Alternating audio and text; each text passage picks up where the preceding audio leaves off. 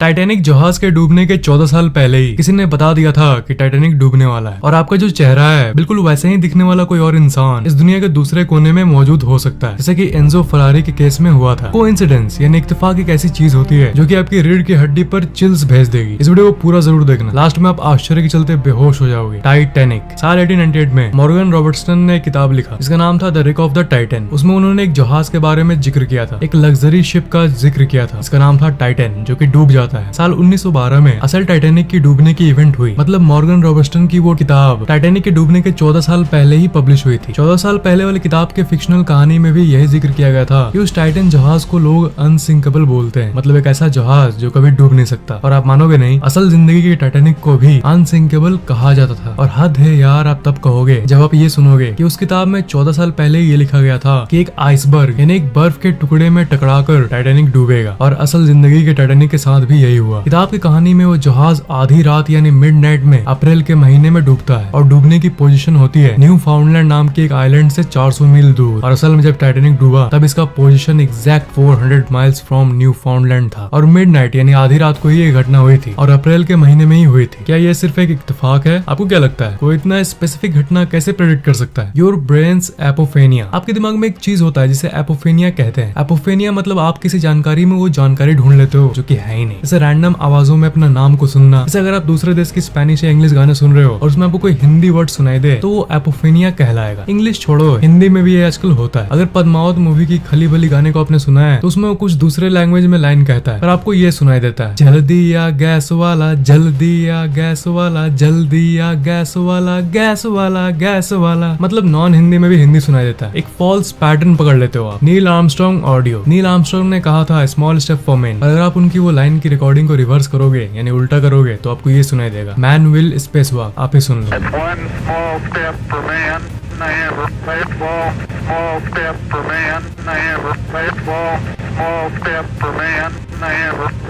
Amazing reverse audio. 7 laws of magical thinking किताब में Matthew Hudson ने कहा था कि अगर आप कहोगे ओ यू स्निफ टर्की फैट और अगर उसे रिवर्स में सुनोगे तो आपको सुनाई देगा हैप्पी बर्थडे टू यू। आप ही सुन लो, happy birthday to you, oh you sniff turkey fat, happy birthday to you, oh you sniff turkey fat, happy birthday to you.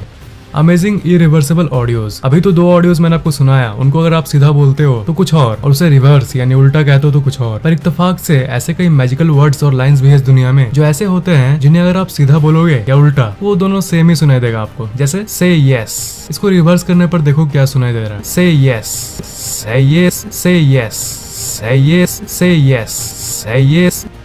क्या हो अगर आपको मैं कहूँ कि एक ऐसा पूरा का पूरा पोएम मौजूद है जिसे अगर मैं सीधा पढ़कर रिवर्स करूँ तब भी वो बिल्कुल सीधा ही सुनाई देगा आपको। जी हाँ, रिवर्स में भी सीधा। कार्स्टन जोनासन की ये पोएम है। When I wonder why what's never been so we would lie when we say yes yes you know we all love you what's never been so hell we are nowhere now। तो अगर मैं इसे reverse करूँ, wonder what's never been so we will lie when we say yes you know we all do what's never been so we are nowhere।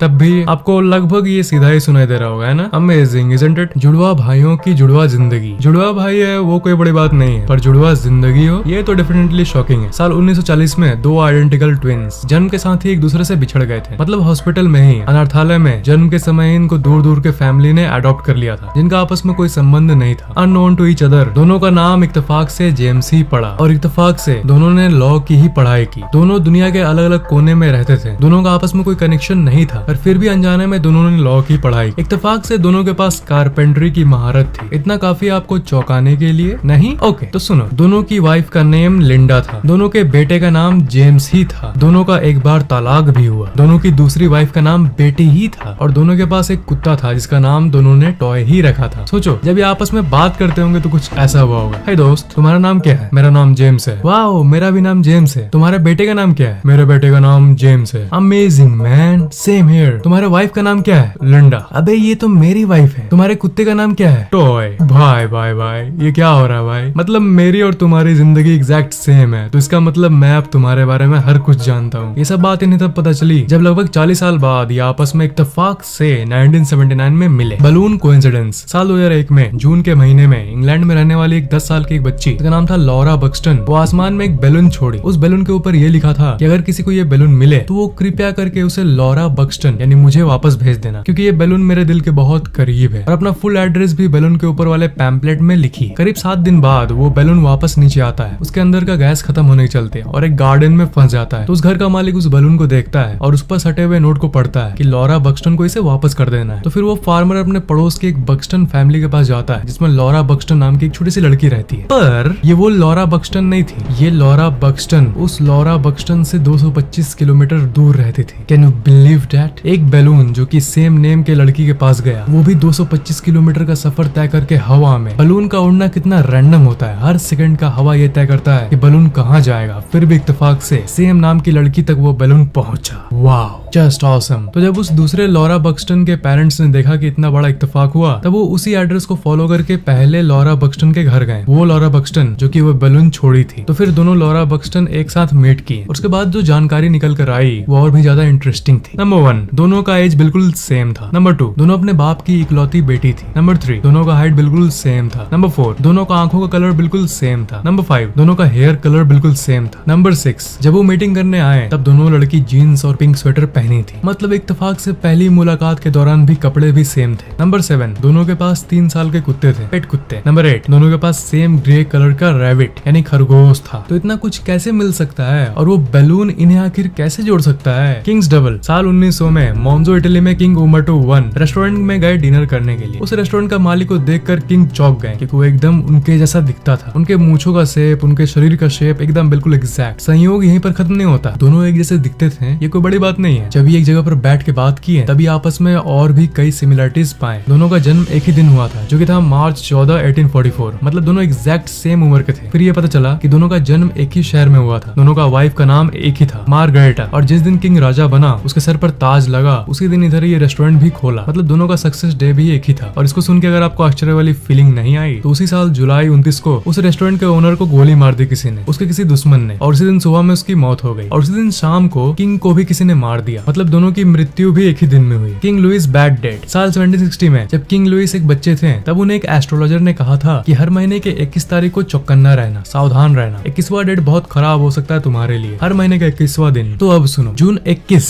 1791 में उन्हें और उनकी wife को अरेस्ट कर लिया गया। सितंबर 21, 1791 उनसे उनका राज छीन लिया गया। और जनवरी 21, 1793 उन्हें मार दिया गया।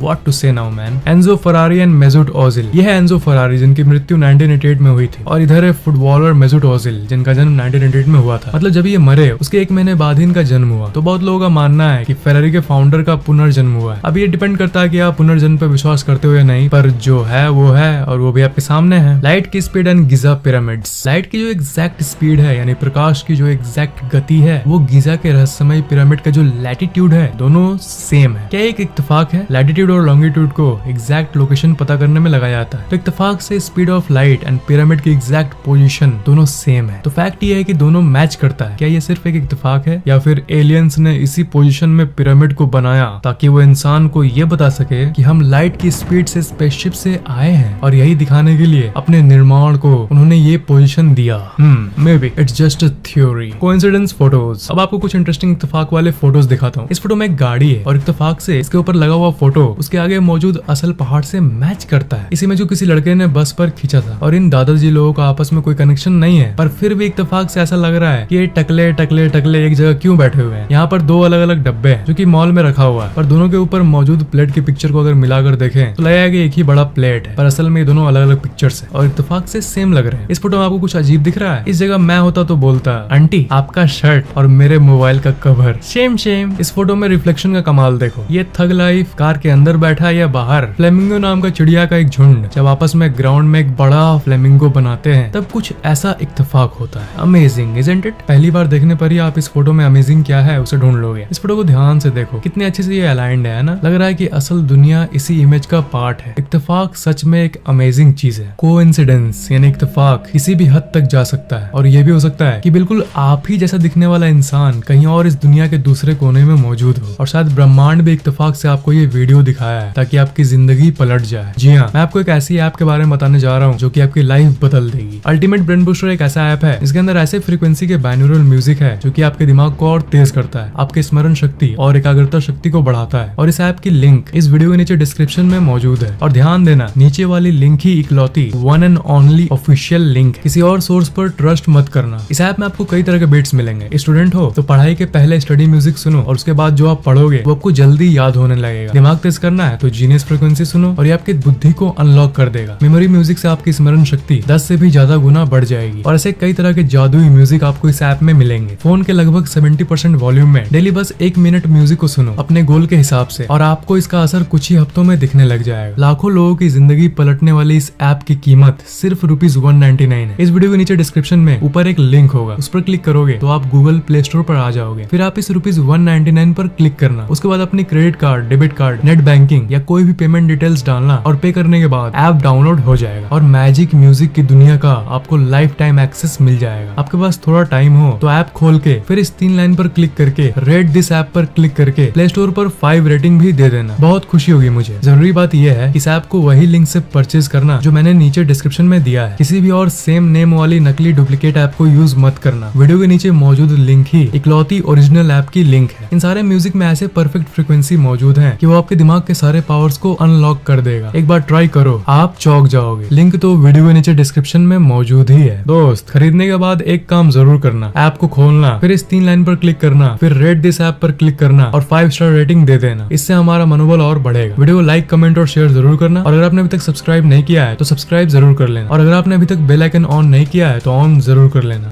पहले से ये सब कर दिया है तो थैंक्स बड़ी।